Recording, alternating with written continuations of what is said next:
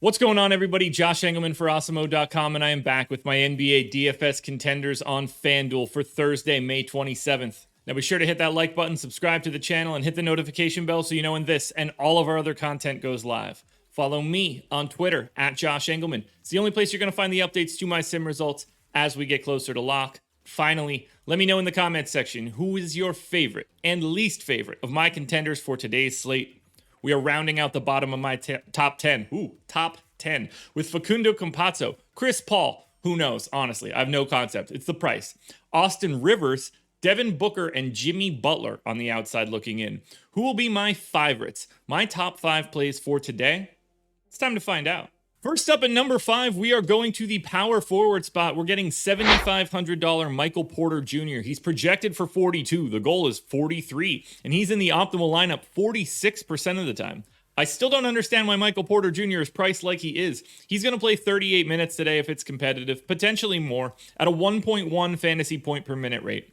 He's going to dominate the ball. Well, dominated in possessions that Nikola Jokic doesn't have it, but 26% usage, 26 real points, 8 boards, maybe an assist and a half, maybe a steal, maybe a block. It's a slight pace down spot against Portland, but we're not really worried about that. It's a 3-game slate. This game looks better than Lakers-Phoenix in terms of overall fantasy points at the very least. What it comes down to is this. Michael Porter Jr. shouldn't be $7,500. He should be more expensive. I don't understand why he's not, but for right now, you should capitalize. He's one of the best plays on the day. Next up at number 4, we're going to a shooting guard spot that is a complete wasteland of talent today, and we're grabbing $5,300 DONTE DiVincenzo. He's projected for 25. The goal is 31. He's in the optimal lineup 47% of the time. I think DiVincenzo plays about 32 minutes if this game stays competitive. He's around a 0.8 fantasy point per minute guy. So what we're trying to do is grab relatively cheap value. 15% usage, 10 points, 6 boards, 3 assists. So the good news is he does do a little bit of everything. He can get there in a couple different ways, but you're going to need the shot to fall at least a little bit when he's getting it up. You would think Miami is going to be coming here to play pretty aggressively. We're in Miami. They're down 2-0, so you think you're going to get the best out of Miami. I'm expecting this game to be ultra competitive, and if it is, I assume DONTE DiVincenzo is playing north of 30 minutes. If that's the case, at shooting guard today, I don't see a lot of other options for you to buy fantasy points, so I'm going to DiVincenzo. At number 3, we're going to small forward. We're going to MIKAL Bridges. He's 5,300, projected for 27.5. The goal is 31. He's in the optimal lineup 50% of the time. I'm expecting big minutes out of Bridges. They kind of need him from a defensive standpoint, although it kind of changes the equation up a little bit if Chris Paul is limited, because I do think that we're more likely to see someone like Cam Johnson in those scenarios to try and increase the offensive profile. But for right now, I don't really think that we can go that direction. 38 minutes for Bridges. Wow, you guys can't see the pop-up on my screen. That's really helpful for me, because if you could, I would have to re-record this, but you can't. So I could just click OK and keep talking. 38 minutes for Bridges, 0.72 fantasy points per minute. So I'm trying to be relatively pessimistic here. 14% usage, 13 points, 4 boards, 2 assists, a steal, a block. You know what you're getting here. But again, we're trying to buy fantasy points as efficiently as possible. And guys that are going to play 34, 36, 38 minutes are the easiest way to do that. I like Bridges and, to a lesser extent, DiVincenzo because of their low-ish prices and high minute ceiling. Well, I could hear the groans already. Number 2, Robert Covington, power forward eligible, 4,500, projected for 25. The goal is 26. He's in the optimal lineup 51% of the time. Now, I know people are going to be rolling their eyes at this one, and that's fine.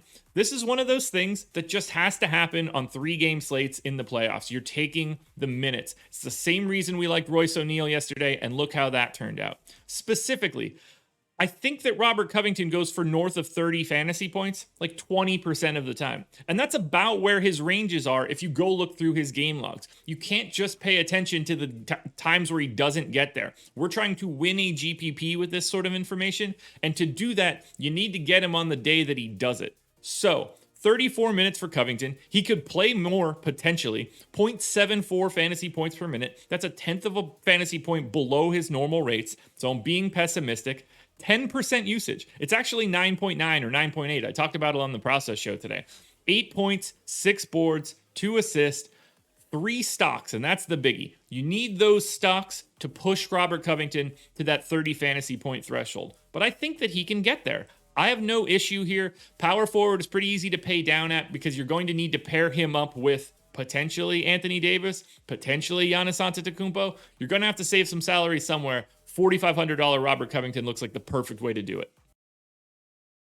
Now, before we get to that number 1 contender, one last reminder, please hit the like button, subscribe to the channel, and hit the notification bell so you know when everything goes live. Then, head to Twitter and follow me, at Josh Engleman. It's the only place you're going to get updates to these sim results as we get closer to lock.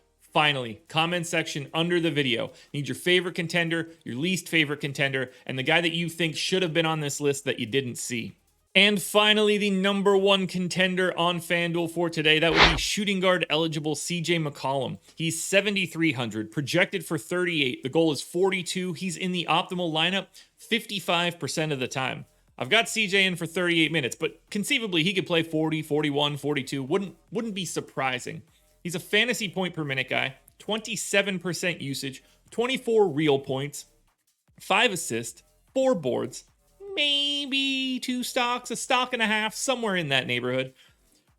It wouldn't surprise me at all if CJ is the guy that gets going in this game, and he's significantly cheaper than Damian Lillard on today's slate at a shooting guard position that is really difficult to fill. If you're max entering on a day like today to give out your full 200% of ownership to the shooting guard spot, guys like CJ McCollum are going to be massively owned. That's why you see Austin Rivers on this list. It is a shallow position in a major way. I'm betting on the raw points of CJ McCollum, and that's why he is the number 1 contender for today. Alrighty, folks, that will do it. Those are my NBA DFS contenders on FanDuel for May 27th. It's a Thursday.